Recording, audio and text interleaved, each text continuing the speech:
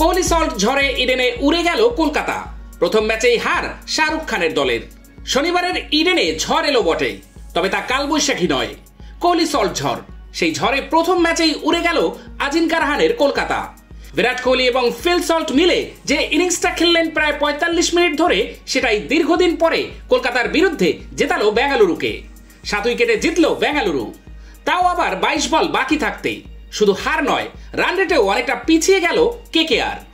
ইডেনে আসা দর্শকদের রদ দেখা এবং কলা বেচা দুটোই ভালোভাবে হলো। শাহরুখ খানের সঙ্গে কোহলির কোমর দোলানো যেমন দেখতে পেলেন, তেমনি ব্যাট হাতে কোহলির ম্যাচ জেতানো ইনিংসেরও সাক্ষী থাকা গেল। গতবার কেকেআরের সাফল্যের নৈপথ্যে একটা বড় কারণ ছিল ওপেনারদের ধারাবাহিকভাবে রান করে যাওয়া। এবারের আইপিএল এর প্রথম ম্যাচেই ধাক্কা খেল ওপেনিং জুটি। কুইন্টন ডিকক আগামী দিনে ফিল সল্টের জায়গা নেবে কিনা সময় বলে দেবে, তবে প্রথম ম্যাচে তিনি চূড়ান্ত ব্যর্থ। তৃতীয় বলে যুজস শর্মা তার লোপ্পা ক্যাচ না ফেললে তখনই ফিরে যান। পঞ্চম বলে অবশ্য আরসিবির উইকেট রক্ষক জিতেশ শর্মা ভুল করেননি। কেকেআরকে ছন্দে ফিরতে আগে কুইন্টকের ধারাবাহিক রান করা খুব প্রয়োজন। কুইন্টন আউট হওয়ার পর আরসিবি যে রক্তের স্বাদ পেয়েছিল তা কেড়ে নিলেন রাহানে এবং সুনীল নারিন। দ্বিতীয় উইকেটে দুজনে ১০৩ রানের জুটি না হলে অবস্থা আরো খারাপ হতো কেকেআরের। রাহানে প্রথম ম্যাচেই দেখিয়ে দিয়েছেন তিনি কি করতে পারেন। নেতৃত্ব তার কাছে নতুন কিছু নয়, কিন্তু বাড়তি বোঝা কাঁধে না নিয়ে তিনি রানও করতে পারেন, সেটা বোঝা গেল প্রথম ম্যাচেই। প্রায় ২০০-র কাছাকাছি স্ট্রাইক রেটে রান করলেন তিনি। যোগ্য সঙ্গ দিলেন নারিন। ওপেনার হিসেবে তার দাপট এখনো একই রকম আছে।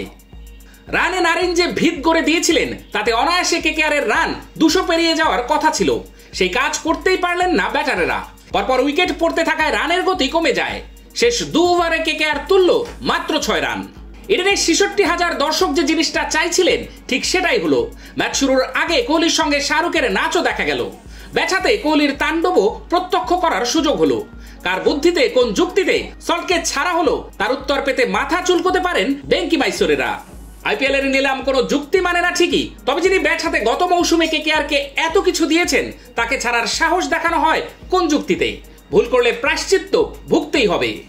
ফিল সল্ট আর কোহলির তাণ্ডবে ম্যাচ জিতে মাঠ ছাড়ে আরসিবি।